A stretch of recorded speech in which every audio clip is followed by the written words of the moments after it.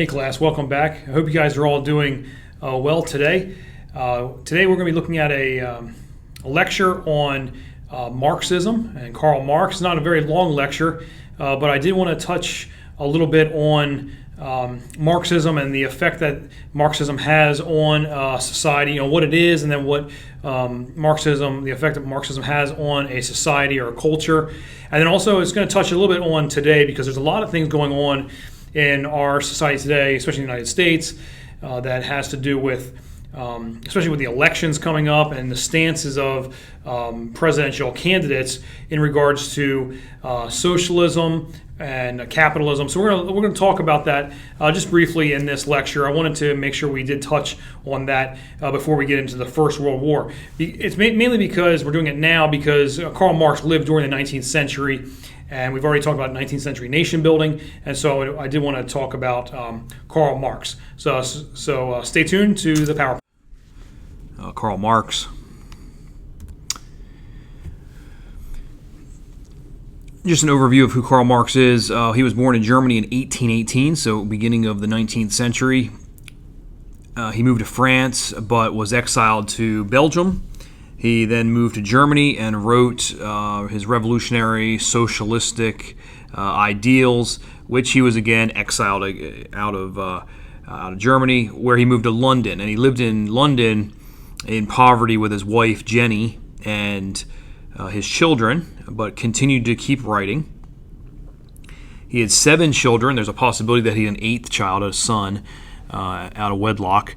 But there were definitely 7 children. Of those 7, 4 of them were daughters, and they were all named Jenny after their mother. The only distinction would be they had a different middle name.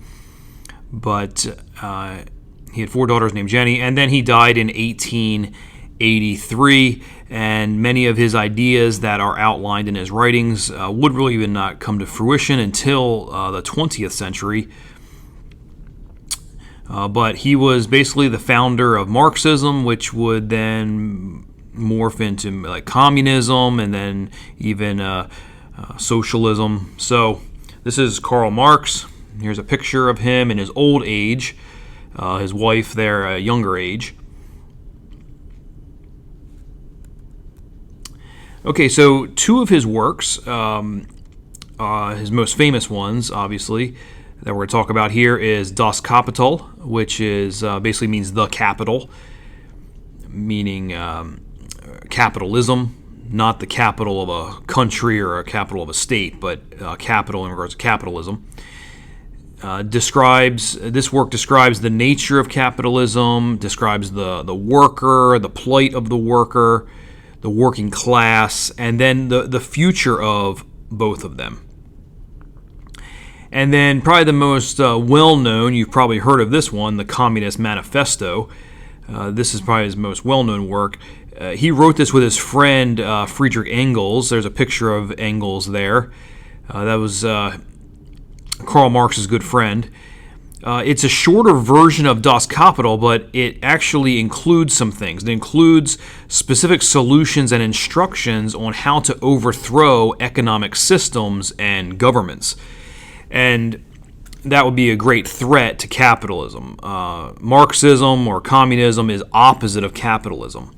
So if you're in a capitalistic society, like the United States is a capitalistic society, the Communist Manifesto outlines how to overthrow capitalism. So that would be a threat to the capitalistic society.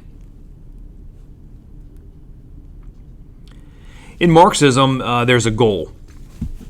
And we're going to look through this slide here and run down the goal of capitalism. Basically, it's dictatorship of the proletariat. Okay? So instead of the dictator being a single person, it's a dictatorship of a class. And so the proletariat is the working class people collectively. So the working class people come together. They commune together, communism. They commune together, they come together, and they are the rulers. So it's a dictatorship of the proletariat, or the working class people. And their goal is to abolish all private property ownership and abolish capitalism. And it creates then an egalitarian, which means all equal, egalitarian society. So it just levels the playing field for a society. In other words, it's to get rid of anything that may cause inequality. And capitalism can cause inequality based on the income. So the business owner, the one that owns the business, private ownership of the business, usually is the wealthiest. They're the ones on top. And then the hourly employee or the working class, they're the ones that are on the bottom and they do not have a lot of money. Let's just say, for example, McDonald's. The owners of McDonald's, the owner of McDonald's or the ones that are on top, they have millions and millions and millions of dollars. And the hourly employee who makes the hamburgers and makes the French fries and serves them at the counter and cleans the restrooms, they make minimum wage usually. There's something very low and they're hourly. And so there's this great inequality of income. Well, communism wants to get rid of all of that and take away the private ownership of a company. So the way to do this is that workers must rise and destroy the bourgeois, or sometimes called the bourgeoisie. The bourgeois, which is the wealthy middle and upper class. So if you destroy that, then it will bring this equality to everybody. So his motto, which is quoted in the Communist Manifesto, is "Workers in the world unite," and that was also inscribed on Marx's tomb. So if the workers unite against this upper class, then we can have an equality. So some definitions or positions, depends on what we're looking at here on the slide, but definitions or positions of Marxism. So the state. The state is a tool of capitalists to control the working class through laws and courts. And in Marxism, the state is designed to abuse the worker. So through the laws and through the court system, the capitalists are protected and the low-class worker is abused. Okay, the state or the position of religion. In Marxism, he actually called it the opiate of the masses. So if you want to kind of control or drug the masses, the opiate of the masses, do it with religion. That's what Marx believed. And so he wanted to throw off the shackles of any kind of control over the masses. So he wanted to get rid of religion. He believed that religion takes the people's minds off the here and the now realities of the worker. So if the low-class worker is being abused and they live in this poverty and this lowly plight that they have, if they can come together at church, it can take their mind off of their reality that they live in and think maybe it's not so bad. Well, Marx did not like that. Marx wanted to get rid of religion because he thought that religion would hinder the improvement of society, because the people would take their minds off the here and now, thinking of a greater good or a greater goal that religion would have to offer, and that would hinder the improvement of society. And so by the core of Marxism and communism, it comes down to an atheism. Okay, so when let's say a Christian begins to think of communist ideals or even socialist ideals that society should provide things for the masses, when it comes down to it, if you look at the thread of thought, it always goes back to an atheistic model. So in my mind, in Zach's mind, you cannot marry these things together. Communism and Christianity cannot come together just based on communism is staunchly atheistic. Okay, so continuing on, the definition or position on human nature. That human nature can and must be molded, and that self-development is the key. And the greatest force is work capacity. This is the position of Marxism on human nature, that it can be developed, and the greatest force being work capacity of the worker. Now, here's some powerful terms, especially in today's day and age. What's going on in, let's say, the United States, and with an election year, with as I'm speaking, we're coming up to the 2020 election with President Donald Trump who's Republican, against the Democratic nominee, which we're not sure who it is yet. It's either going to be Joe Biden or Bernie Sanders. Well, Joe Biden is a Democrat who has socialistic leanings. Bernie Sanders, he just flat out claims to be a socialist. And so we see they're polar opposites of one another, the socialist and the capitalist.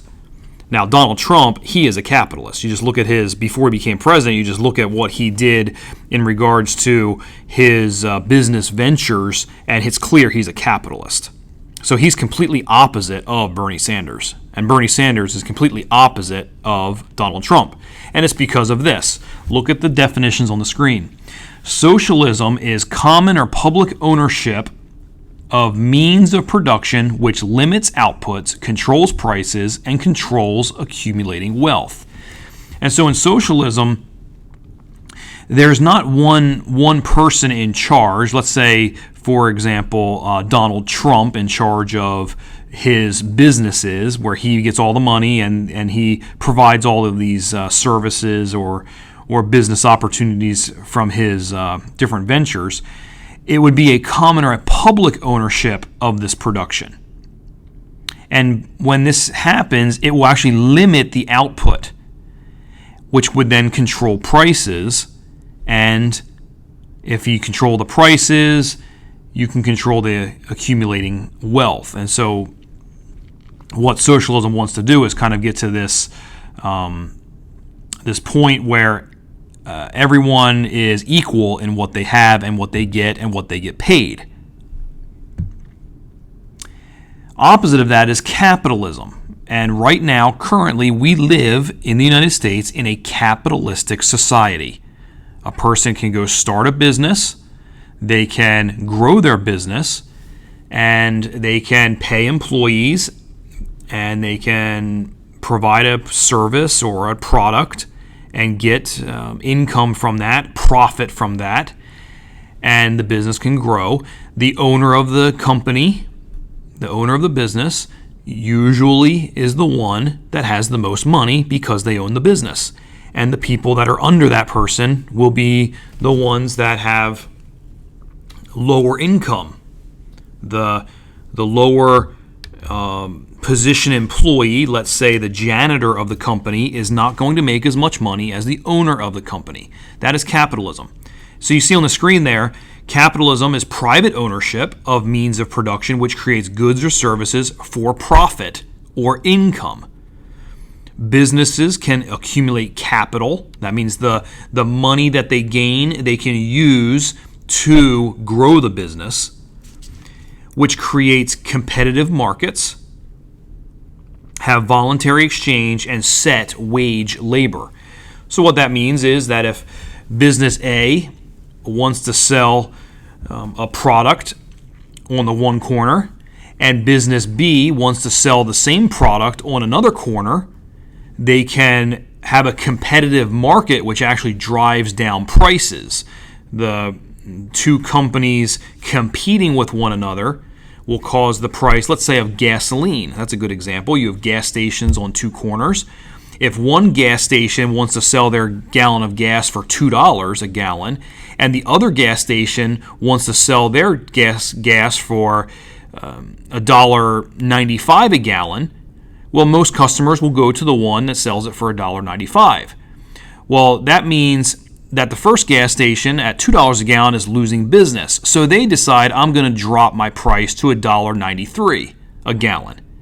And they say that they can survive on that. So that means most customers will now go to that one. And so there's this competitive market that goes on. Of course, it's going to get to a point where both of them are going to need to come to a price that they cannot go any lower, because then they're going to lose money. So that's how a competitive market works. There's voluntary exchange of service or good for money. And then there's a set wage labor, which means you are going to want people to work for you in your business, and you're going to say, I will pay you this amount, and if you decide that that's a company that you will work for that amount, you'll go get hired there and you will get paid that amount. So there's a wage labor.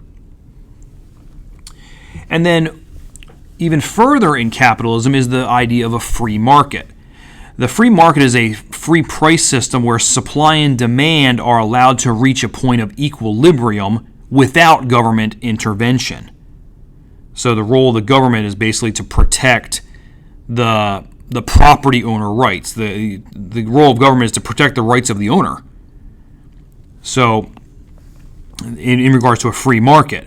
So it reaches a point of equilibrium. So you'll have, like I said, if you have two gas stations on the corners, the price of a good will reach equilibrium. So let's say you go into the convenience store of that gas station and they have soda, Coca-Cola, selling for $2 for a 2-liter of Coca-Cola. Well, if the other side, the other gas station, their convenience store has Coca-Cola for $5 for a 2-liter bottle, they're not going to sell any of that because it's too expensive. And so it gets to a point where they lower their prices enough to create some kind of equilibrium. So if you go into gas station A, Coca-Cola is $2. You go into gas station B, Coca-Cola is $2. They reach this equilibrium. Okay, so that's just an example of a free market. Okay, so today, we got to look about it today because this is definitely having an impact on our country today. As I said, the United States right now is a capitalistic society, but the government intervention over time, especially Democratic leanings and socialist Democrat leanings, have made inroads into society and have done things in society that bring in socialistic ideals. So many around the world believe a form of Marxism or socialism or communism, at minimum socialism, is the way societies should operate. So if you go to many Central American countries and South American countries, and you go to some countries in Europe, it's a socialist society. That's how they operate. In 1999, BBC, British Broadcasting, they did a poll, and they declared in the poll that Karl Marx was one of the top thinkers of the millennium. 1999, so the millennium, that Karl Marx. Now, as I said, there's great interest in socialism in the United States, and I have some examples here on the screen of how socialism has gotten into our society. And again, socialism is to the point of there's an equality in society. So no matter who you are, you should have the same thing as somebody else. And if you are not at that level, then society needs to provide it. Here's the problem with that. When you say society needs to provide it, what happens, it always falls to the government, because we live in a capitalistic society and our government is operating under capitalism, the capitalistic society, and it's looked to that the government will provide these items. The question is, who pays for these items. Okay, so here's a list. Phones. Everybody should have a cell phone. It would be unfair or unequal for the low class to not be able to afford an iPhone, but the upper class can have an iPhone. Let's say an iPhone, the latest iPhone, iPhone 10. So what happens is there's plans that everybody should have a cell phone. Or cars. There was under President Obama, there was a cash for clunkers deal. You bring in your piece of junk car to any dealership, and you can get a nice new car with government help. It was called cash for clunkers. Housing, that's another one, housing. Where let's say in some areas of the country, where I was at in New York, it was called Section 8. Where basically low income can have nice houses, and there's a supplement given by the government so that they can have the nice house. Obviously, schools. School meals, that's a big one. School meals, so the lower class, they can't afford to feed the children breakfast, lunch, and dinner. And so, but a wealthier person can afford that. So we should be able to provide, the government should provide school meals, breakfast, lunch, and dinner. At first, it was in a public school years ago, the student would have to pay for their lunch. They'd go through the lunch line, they'd come to a little register at the end of the lunch line, they'd pay a cheap price, it was cheap, $2 or whatever for their meal, and they would go sit down and eat their meal.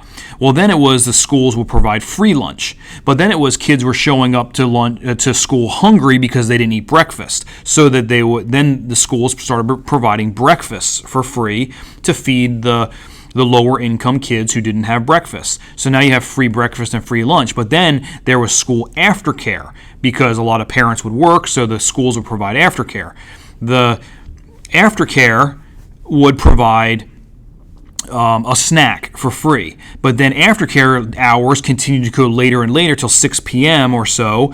And so then they started providing dinners at the school. So before you know it, these low-income families were being given breakfast, lunch, and dinner. And I'm not criticizing the motive to do that, to feed people. I'm not criticizing that. But under socialism, it gets to this equality. So the wealthier person would be able to have breakfast, lunch, and dinner with no problem. So someone else needs to pay for the breakfast, lunch, and dinner for the lower class. To bring it's about equality, bringing this equality. Colleges.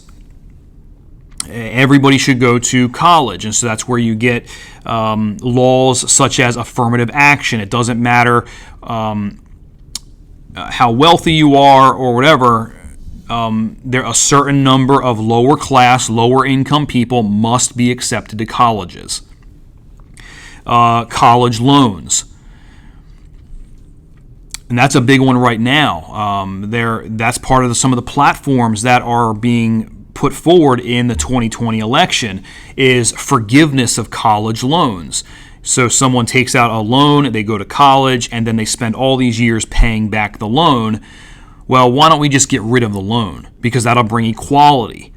Healthcare, that's another big one. Socialized medicine is big in Europe and the United States. Some people want to go to socialized medicine. Obamacare is a type of socialized medicine where it takes the private ownership of basically insurance, health insurance. It takes the private ownership out of that and makes it a socialist health insurance system where everybody gets health insurance, the same amount of health insurance, the same type of health insurance.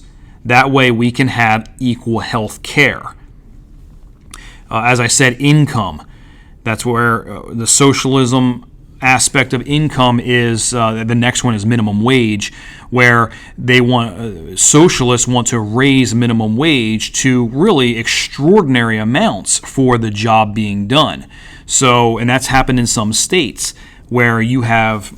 In New York City, it's happened. It's a law that minimum wage is like $15 an hour for a very low-level job. So you'll have fast food employees making $15 an hour for making fast food.